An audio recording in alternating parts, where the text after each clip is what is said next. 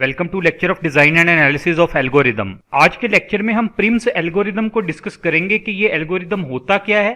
इसको with example हम समझने की कोशिश करेंगे और इसकी टाइम कॉम्प्लेक्सिटी भी फाइंड आउट करेंगे। Prim's algorithm is a greedy algorithm. Prim's algorithm एक ग्रीडी एल्गोरिदम है। ग्रीडी एल्गोरिदम हमें पता है हर वो एल्गोरिदम होता है जो कि किसी भी प्रॉब्लम का ऑप्टिमल सोल्यूशन फाइंड आउट करता है। It use to find the minimum spanning tree from given weighted undirected graph. Minimum spanning tree क्या होता है हम इससे पहले वाले लेक्चर में वो पढ़ चुके हैं। तो अब जब हमने वो लेक्चर पढ़ा था उसमें हमने ये चीज डिस्कस की थी कि हमारे पास जब ग्राफ होता है उस ग्राफ से तो मल्टीपल ट्रीज बनाए जा सकते हैं। हमारा कंसर्न यहाँ पे ये है कि हम उसमें से मिनिमम स्पैनिंग ट्री या minimum cost spanning tree find out करना चाहते हैं। इसके लिए जो टेक्निक हम यूज करेंगे उसका नाम है प्रिम्स एल्गोरिदम। अब मिनिमम स्पैनिंग ट्री को फाइंड करने के लिए हमारे पास हमें कुछ स्टेप्स हैं जिनको फॉलो करना पड़ेगा। यानी हमें कोई ग्राफ दिया जाएगा, उस ग्राफ के ऊपर हम वो स्टेप्स को इंप्लीमेंट करेंगे और मिनिमम कॉस्ट स्पैनिंग ट्री को फाइंड आउट कर लेंगे। वो स्टेप्स क्या हैं पहले उन स्टेप्स को देखते हैं, फिर एग्जांपल से इस चीज को हम समझते हैं। Step number 1, remove all loop. अगर हमारे पास कोई वेटेड अनडायरेक्टेड ग्राफ है, हमने पहला स्टेप ये करना है, देखना है क्या उसमें कोई लूप है। यानी कोई वर्टेक्स है ए, हमारा जो एज है वो ए वर्टेक्स से ही आउट हो रहा है और ए वर्टेक्स पे ही इन हो रहा है, तो इसको हम कहते हैं कि ये लूप है। तो इस तरह के जितने भी उसमें लूप होंगे हमने उनको रिमूव करना होगा। अगर लूप नहीं होंगे तो हम ये वाला स्टेप स्किप कर देंगे। स्टेप नंबर 2 है remove all parallel edges between two nodes.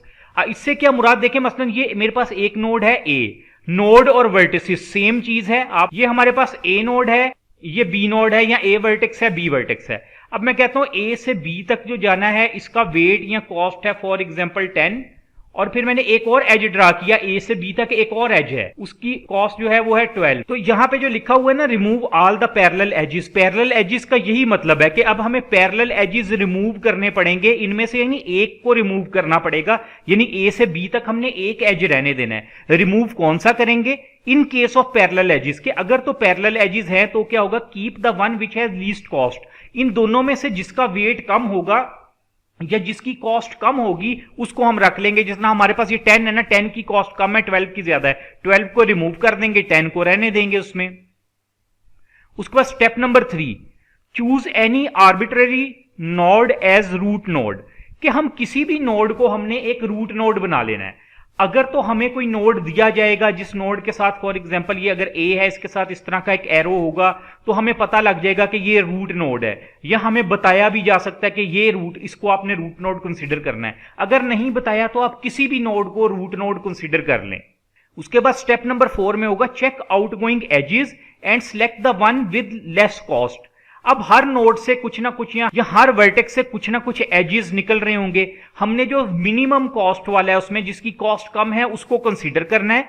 Repeat this step for all the nodes, कि हर नोड के लिए इस स्टेप को रिपीट करेंगे। और ये स्टेप जब हम कर रहे होंगे, वो कह लें कि लीस्ट कॉस्ट वाला जो है वो सिलेक्ट कर रहे होंगे, तो इस चीज का ख्याल रखना है कि कोई साइकिल ना बने इसमें। साइकिल से मुराद ये है कि कोई इस तरह की चीज ना, कोई ए से स्टार्ट हो और फिर वो वापस किसी रास्ते से घूम के ए पे आता हो, इस तरह की कोई चीज नहीं होनी चाहिए। इसको मैं आपको एक एग्जाम्पल से समझाता हूं, ये सारे स्टेप आपको उस एग्जाम्पल से क्लियर हो जाएंगे। यहां पे हमें दिया गया कि find the minimum cost spanning tree of given weighted graph by using Prim's algorithm.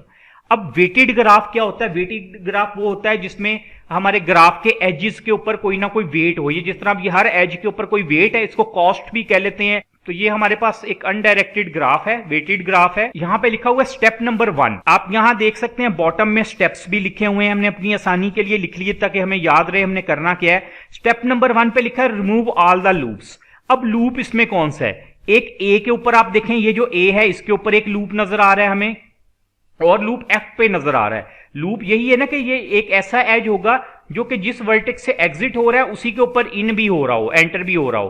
तो इसका मतलब है हमने पहले स्टेप में रिमूव करना है। एक ये वाला रिमूव करेंगे 5 वाला, एक ये यहां पे ये जो 10 वाला है, ये दो ही लूप है, इनको हमने रिमूव कर देना है। लेकिन जब रिमूव कर देंगे तो कुछ इस तरह की चीज बन जाएगी। देखें ए के साथ जो लूप था वो भी खत्म हो गया, एफ के साथ जो लूप था वो भी खत्म हो गया। ये हमने इसका स्टेप नंबर 1 कर लिया। अब आते हैं स्टेप नंबर 2 पे। ये वही स्टेप नंबर 1 में हमारे पास ये रिजल्टेंट ग्राफ इस तरह का आया था। स्टेप नंबर 2 क्या है? Remove all the parallel edges between two nodes. हमने पैरेलल एजेस को रिमूव करना है, सिर्फ वो एज रखना है जिसकी कॉस्ट कम होगी। अब पैरेलल एजेस कौन से हैं? देखें, ए से बी तक एक ये 12 वाला भी है, एक 15 वाला भी है, ये पैरेलल एजेस हैं। सी से जी तक एक 18 वाला भी है, एक 13 वाला भी है। हमने क्या करना है, इसमें कम कॉस्ट वाला रख लेना है। 15 और 12 में से कम कॉस्ट किसकी, 12 की। 12 को कंसीडर कर लेंगे, 15 को हम रिमूव कर देंगे। अब यहां पे सी और जी के दरमियान एक 18 है, एक 13 है। 18 वाले को रिमूव कर देंगे, कम वैल्यू वाला, कम कॉस्ट वाला है जो वो 13 है, उसको हम रिमूव नहीं करेंगे। अब इसको किस तरह से ड्रा करेंगे, यहां पे देखें हमने पैरेलल एजेस भी रिमूव कर दिए। ए से बी तक एक था, उसको रिमूव कर दिया। दूसरा ये सी से जी तक था, इसको भी रिमूव कर दिया। स्टेप नंबर 2 भी कंप्लीट हो गया हमारे प्रिम्स एल्गोरिथम का। उसके बाद स्टेप नंबर 3। स्टेप नंबर 3 हमारे पास है choose any arbitrary node as a root node, कि हमने इसमें से किसी भी नोड को ना रैंडमली, आर्बिट्ररी से मुराद एक रैंडमली किसी भी नोड को हमने रूट नोड चूज कर लेना है। अगर तो हमें बताया गया होगा ना कि आपने बी को फॉर एग्जांपल करना है या ई को रूट नोड, तो फिर आपने उसी को कंसीडर करना है। अगर नहीं बताया गया तो आप किसी को भी कर सकते हैं। हम ए को कंसीडर कर लेते हैं, ए से शुरू हो रहा है, हम ए को कह लेते हैं एक रूट नोड कंसीडर कर लिया हमने स्टेप नंबर 3 में। अब हम इस पे स्टेप नंबर 4 को इंप्लीमेंट करते हैं। स्टेप नंबर 4 है check outgoing edges and select the one with less cost. Repeat this step for all nodes, there should be no cycle. हमने ये जो रूट नोड है, हमने रूट नोड ए को सिलेक्ट किया, यहां से आउटगोइंग एजेस देखने हैं, जो एज कम कॉस्ट वाला होगा उसको हमने सिलेक्ट कर लेना है। और ये चीज का ख्याल रखना कोई साइकिल ना बने। साइकिल से क्या मुराद है वो भी हम आगे एग्जांपल ये वाली कर रहे हैं, इसी में आ जाएगा तो वहां से वो क्लियर हो जाएगा। अब देखें ए हमने जो रूट नोड है यहां से क्या निकल रहा है, एक एज निकल रहा है 12 वाला और 17 वाला। इसमें से कम कॉस्ट किसकी है, 12 वाले की कम कॉस्ट है, ऑब्वियसली 17 ज्यादा है। तो हम क्या करेंगे, हमने 12 वाले को सिलेक्ट कर लिया और हम नोड बी के ऊपर आ गए, या हम वर्टेक्स बी के ऊपर आ गए। हमने ए और बी दोनों को कलर कर लिया। ये रेड लाइन शो कर रही है कि हमने इसको सिलेक्ट किया। हमारे पास 17 का भी ऑप्शन था, लेकिन हमने कहा था कि ज्यादा कॉस्ट वाले को हमने सिलेक्ट नहीं करना। अब इस वक्त हम बी पे हैं। अब हमने देखना है कि ये जो नोड, दो नोड सिलेक्ट हैं, इन नोड के साथ जो भी एजेस हैं, उन एज के अंदर जिसकी कॉस्ट कम होगी हमने उसको सिलेक्ट करना है। यानी अब देखें ये 12 तो सिलेक्ट हो चुका है, इस वक्त कलर कौन सा है, ए और बी। ए के साथ 17 है, बी के साथ, बल्कि मैं इस तरह सर्कल कर देता हूं, ए के साथ 17 है, बी के साथ एक 8 वाला है और एक 7 वाला है। okay? अब इन सब में से कम कॉस्ट किसकी है, 7 वाले की कम है। हम 7 वाले को सिलेक्ट करेंगे। हमने 7 वाले को सिलेक्ट कर लिया, हम एफ के ऊपर पहुंच गए। अब देखें एफ भी कलर हो गया, हमारे पास ए बी और एफ हैं। अब हमने देखना है इस स्टेप में कि इन ए बी एफ से जो जो एज निकल रहे हैं, हमने उसमें से जो कम कॉस्ट वाला है उसको सिलेक्ट करना है। एक चीज का खास ख्याल रखना है, आपने सिर्फ उसी को नहीं कंसीडर करना। मसलन आपने एफ को कंसीडर कर लिया, आपने एफ से देख लिए कौन से एज निकल रहे हैं, कम कॉस्ट वाले को कर लिया, इस तरह से नहीं करना आपने। जो इस वक्त कलर हैं, जिन नोड्स को हम विजिट कर चुके हैं, आपने उन सब के एजेस देखने हैं और उस एज में जो कम कॉस्ट वाला है उसको कंसीडर करना है। अब देखें ए के साथ एक एज है 17 का, 12 वाला इसलिए नहीं कंसीडर करेंगे क्योंकि 12 वाला देखें हमने यूज कर लिया हुआ है, वो रेड लाइन है, हमने यूज कर लिया है। बी के साथ था 7 और 8, हमने 7 यूज कर लिया है, 8 अभी पेंडिंग है। उसके बाद हम एफ पे आ गए। एफ के साथ कौन सा है, एफ के साथ एक ये 6 वाला नजर आ रहा है हमें, एक ये 2 वाला है और एक ये 10 वाला है। अब जिनको मैंने ये सर्कल किया है ना, इनमें से कम वैल्यू सबसे किसकी है, 2 की वैल्यू सबसे कम है। हम इस 2 वाले को भी सिलेक्ट कर लेंगे। यहां पे देखें हमने इस 2 वाले को भी सिलेक्ट कर लिया, ये वही है जो हमने अभी पिछली डायग्राम में देखा था। इधर हमने 2 वाले को भी सिलेक्ट कर लिया। अब हम जब 2 वाले को सिलेक्ट किया, हम सी पे आगे, सी भी कलर कर दिया। अब हमारे पास कौन कौन से ये जो कलर वर्टिसेस हैं, इसमें कौन कौन से एज अवेलेबल हैं, उसमें कम कॉस्ट वाले को दोबारा सिलेक्ट कर लेंगे। इस वक्त हमारे पास 17 अवेलेबल है, ए के साथ 17 है, बी के साथ ये 8 वाला अवेलेबल है और हमारे पास एफ के साथ ये 10 वाला अवेलेबल है और 6 वाला अवेलेबल है। अब इनमें से हमारे पास जो है सबसे कम तो 6 है, हम 6 वाले को सिलेक्ट कर लेंगे। हम 6 वाले को सिलेक्ट करके कहां चले जाएंगे, ई के ऊपर। हमने 6 वाले को सिलेक्ट कर लिया, हम ई के ऊपर आ गए। अब हमने देखना है ये जो हमारे पास नोड जिनको हमने विजिट कर लिया है, यहां पे कौन से एजेस हैं जो यूटिलाइज नहीं हुए। एक हमारे पास 17 है, यहां पे बी के साथ एक 88 वाला है, ई के साथ एक 1 वाला है और सी के साथ एक 13 वाला भी है और एफ के साथ एक 10 वाला है। ये 13 वाला यहां भी था, मैंने सर्कल नहीं किया था। आप जब इसको करेंगे सॉल्व तो देख लीजिएगा, सबसे कम कॉस्ट वाला सिलेक्ट करना है।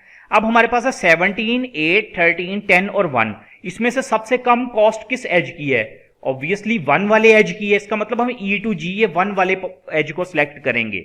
हमने E to G इस 1 वाले एज को आप देख सकते हैं सिलेक्ट कर लिया, इसको भी हमने रेड कलर से ड्रा कर लिया। उसके बाद अब क्या होगा, यही वाली डायग्राम यहां पे बनी हुई है जो अभी आपने लास्ट में देखी। अब हमने क्या करना है, अब ये जो नोड विजिटेड हैं हमने इनमें फिर दोबारा देखना है कि कौन कौन से अवेलेबल है। ए के साथ कौन सा एज है, 17 वाला नहीं अभी तक यूज हुआ। बी के साथ 8 वाला है, वो भी नहीं यूज हुआ और वो होगा भी नहीं क्योंकि वो एक साइकिल बन जाएगा। सी के साथ 13 वाला भी नहीं अभी तक यूज हुआ। उसके बाद एक हमारे पास पड़ा हुआ है 10 वाला और एक ई के साथ 9 वाला। अब हम देखेंगे कि इन सब में से कम कॉस्ट किसकी है, 17, 9, 8, 13 और 10। इसको तो हमने वैसे ही क्रॉस कर दिया हुआ है, ये एक साइकिल बनता है, हम नहीं इसको यूटिलाइज करेंगे। हम 13 को भी यूटिलाइज नहीं कर सकते। अगर हम 13 को भी यूटिलाइज करेंगे तो ये भी एक साइकिल फॉर्म के अंदर चला जाएगा, इसलिए हम 13 को भी यूटिलाइज नहीं करेंगे। साइकिल किस तरह देखें, अगर ये 13 को भी मैं सिलेक्ट कर देता हूं तो मेरे पास फिर एक साइक्लिक फॉर्म ही बन गई ना। यानी अगर मैं कहूं अगर ये मैं कर लेता हूं तो फिर इस तरह भी एक साइकिल बन सकता है ना। मैं जी से सी पे गया, सी से एफ पे आया, एफ से ई पे आया, ई से वापस जी पे आ गया, एक साइकिल बन गया ना। जी से मैं चला और जी पे ही वापस आ गया। तो इस तरह से ये भी नहीं सिलेक्ट होगा। हमारे पास 17, 9 और 10 में से सबसे कम वैल्यू वाला 9 है। हम क्या करेंगे, इस 9 को अब सिलेक्ट कर लेंगे। हमने 9 को सिलेक्ट कर लिया, हम डी के ऊपर चलेंगे। अब देखेंगे हमारे सारे जितने वर्टिसेस या नोड्स हैं ये सारे कलर हो चुके हैं, यानी हमने इन सबको विजिट कर लिया है। अब क्या तरीका है, ये हमने ग्राफ में सारे जिनको था हमने विजिट कर लिया है नोड्स को। अब हमने ये जो सिर्फ रेड लाइन वाले हैं ना इनको सिलेक्ट कर लेना है, बाकी सबको रिमूव कर देना है। किस तरह से, ये देखें, ये वाला 17 वाला था, हमने इसको रिमूव कर दिया यहां से, 8 वाले को और 13 वाले को हमने रिमूव कर दिया। तो ये जो हमारे पास चीज आई ये हमारे पास ट्री है, मिनिमम स्पैनिंग ट्री या minimum cost spanning tree. Tree यही होता है ना कि जिसके अंदर कोई भी हम कह लें कि क्लोज्ड लूप या क्लोज पाथ नहीं बन रहा होता, तो ये हमारा एक ट्री बन गया। तो इस तरह से हम प्रिम्स एल्गोरिदम को यूज करके मिनिमम स्पैनिंग ट्री बनाते हैं। अब हमने इसकी कॉस्ट फाइंड करनी है। कॉस्ट के लिए क्या है कि आप इन सब एजेस को सम कर लें, यानी ये 12, 9, 6, 1, 7, 2, 10, 12, 9, 6, 1, 7, 2 और 10 हमने इन सबको ऐड कर लिया। ऐड करके इसकी कॉस्ट आ गई हमारे पास 47 कि जो हमें एक कह लें कि वेटेड अनडायरेक्टेड ग्राफ दिया गया था। हमने उस ग्राफ के ऊपर प्रिम्स एल्गोरिदम को इंप्लीमेंट किया और प्रिम्स एल्गोरिदम को इंप्लीमेंट करने के बाद हमने minimum cost spanning tree find out किया जिसकी कॉस्ट मिनिमम जो है वो हमारे पास आई 47। अब हम इसकी कॉम्प्लेक्सिटी की बात कर लेते हैं कि प्रिम्स एल्गोरिदम की कॉम्प्लेक्सिटी क्या होती है। इसकी कॉम्प्लेक्सिटी है v प्लस ई। v क्या है, वर्टिसेस, e क्या है, एजेस, साथ लिखा हुआ है log v, v प्लस ई log v। इसकी जो है टाइम कॉम्प्लेक्सिटी है। टाइम कॉम्प्लेक्सिटी इसकी ये इसलिए आती है कि आपने देखा कि जो भी हमारे पास वर्टिस है वो हमने प्रायोरिटी क्यू के अंदर सिर्फ एक दफा ऐड किया। हर वर्टेक्स की एक दफा ही प्रायोरिटी थी ना जब हमने उसको क्यू में ऐड किया। और जब हम किसी को भी क्यू में ऐड करते हैं, क्यू में इंसर्शन का ऑपरेशन करते हैं, तो उसकी जो हम कह लें कि लॉगरिथमिक टाइम उसकी कॉम्प्लेक्सिटी होती है, इसलिए हमने ये log v साथ लिखा। तो ओवरऑल हम कह सकते हैं कि हमारे प्रिम्स एल्गोरिदम की टाइम कॉम्प्लेक्सिटी है v प्लस ई log v। तो उम्मीद है आपको ये आज का लेक्चर प्रिम्स एल्गोरिदम जो कि एक इंपॉर्टेंट एल्गोरिदम है उसके हवाले से समझ आ गया होगा। हमने विद एग्जांपल इसको समझा। अगर आपकी कोई क्यूरी, कोई कंफ्यूजन हो तो आप मेरे से कमेंट सेक्शन में भी पूछ सकते हैं। Thank you.